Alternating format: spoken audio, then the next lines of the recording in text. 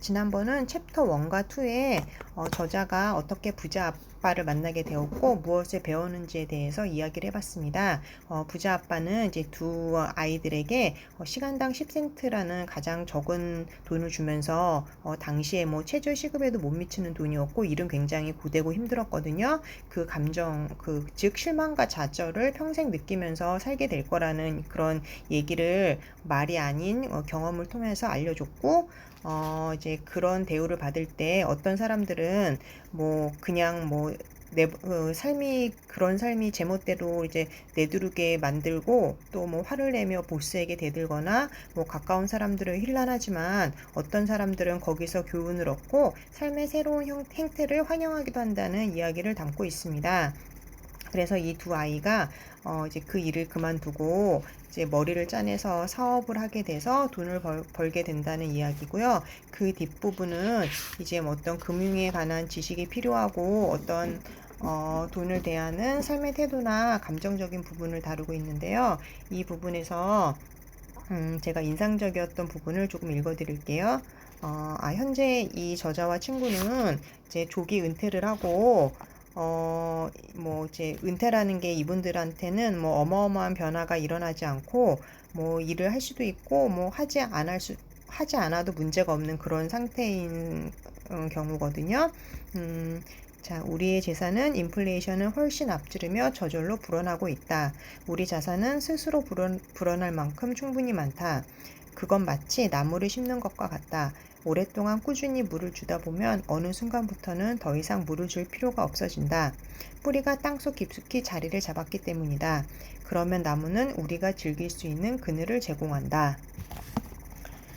그렇죠. 이제 교육에 관한 부분을 이제 중요시하면서 뒷부분의 내용이 이제 초점이 있는데요.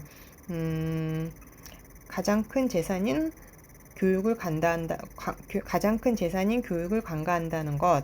그러니까 많은 사람들이 돈에만 초점을 맞추고 있고 이제 유연성을 갖고 열린 마음으로 기꺼이 배워야 하는데 이 부분을 놓치고 너무 돈에만 이제 초점을 맞추기 때문에 이제 돈만 있으면 모든 문제를 해결해 줄 거라고 믿고 이제 금융 지식이 없다면은 그 돈은 얼마 안 가서 사라지게 될 거라고 합니다. 그러니까 대부분의 사람들은 얼마나 버느냐가 아니라 정말 중요한 것은 얼마나 모으냐인가를 모르고 있기 때문에 뭐 가난한 복권 당첨자가 또다시 빈털터리가 되거나 엄청난 연봉을 받던 이제 스포츠 스타들이 뭐 얼마 안 가서 이제 모든 재산을 잃고 무너지게 되는 이야기가 쓰여져 있습니다. 그래서 핵심은 부자가 되고 싶다면 돈에 대한 지식을 쌓아야 한다 이것입니다. 교육을 많이 받은 우리 아버지는 독서의 중요성을 강조했다. 반면 부자 아버지는 돈에 대한 지식을 강조했다. 그렇죠. 이제 자기 아버지는 가난하게 살았고 부자 아버지는 계속 부자로 살았습니다. 둘 다 열심히 일한 것은 똑같은 것인데요. 중요한 것은 무엇을 사느냐가 아니라 무엇을 아느냐이다. 투자는 사는 것이 아니다. 그것은 아는 것이다. 그래서 똑똑한 사람들은 자기보다 똑똑한 사람들을 고용하거나 함께 일해서 조언이 필요할 때는 이제 조언을 해줄 사람을 곁에다 두고 이런 사람을 찾아다니는 것이 현명하다고 쓰여 있습니다. 아는 것이 재산이다. 모르는 것은 커다란 위험이다. 위험은 늘 있다. 그러니 그것을 피하기보다 관리하는 법을 배워라. 그리고 제가 좀 그 인상적으로 봤던 부분이 챕터 6에 공감을 많이 했고요. 그런데 이런 실패라는 건 승자에게 힘을 불어넣고 실패는 패배자들에게 좌절을 시킵니다. 이것이 바로 승자들이 지닌 가장 큰 비밀이다. 패배자들은 모르는 비밀이다. 승자의 가장 큰 비밀은 바로 패배를 통해 승리를 위한 영감을 자극받는다는 것이다. 따라서 그들은 지거나 잃는 것을 두려워하지 않는다.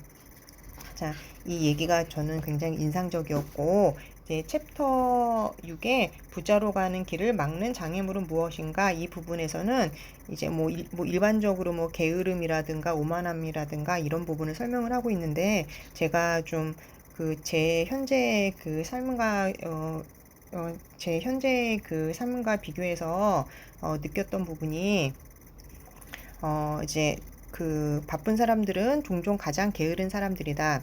다들 돈을 벌기 위해 열심히 일하는 사업가에 대해 이야기를 들어본 적이 있을 것이다.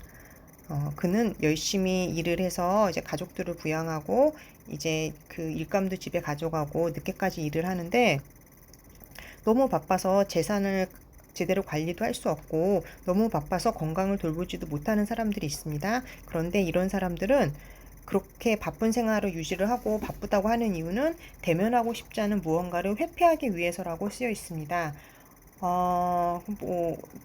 꼭 이제 뭐 일 때문에 바쁘고, 아이들 때문에 바쁘고, 그렇지만 막상 시간이 생기면은 뭐 텔레비전을 보거나 뭐 골프를 치거나 정작 중요한 거를 회피하려고 한다는 뭐 마음속 깊은 곳에서 그것에서 도망가려 한다는 것이 가장 흔한 형태의 게으름이고, 그러니까 요점적으로 얘기를 하자면 바쁘게 지냄으로써 게으름을 피우는 것을 뜻합니다.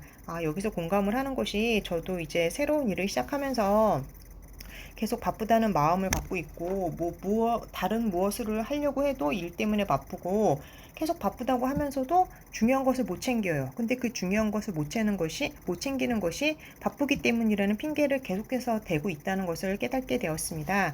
제가 그 결혼 전에 이 책을 읽을 때는 이 내용에 대해서 와닿지가 않았는데, 또 이제 제 일을 직접 하다 보니까 제가 그 바쁘다는 핑계를 어떻게 계속 대고 있는지에 대해서 많이 공감을 하고 고쳐야 되겠다는 부분이라는 것을 깨닫게 되었습니다.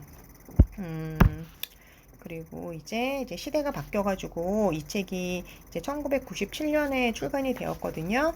그래서 그때와 이제 좀 환경적으로 이제 다른 내용들은 이 부분에서 또 추가로 다루고 있고, 그렇지만 가장 기본적인 이제 돈의 흐름에 대한 그 태도라든가 부자들의 마음가짐,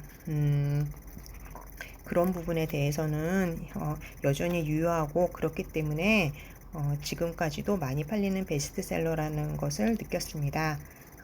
좀 많이 어설펐지만 이것으로 마치겠습니다. 감사합니다.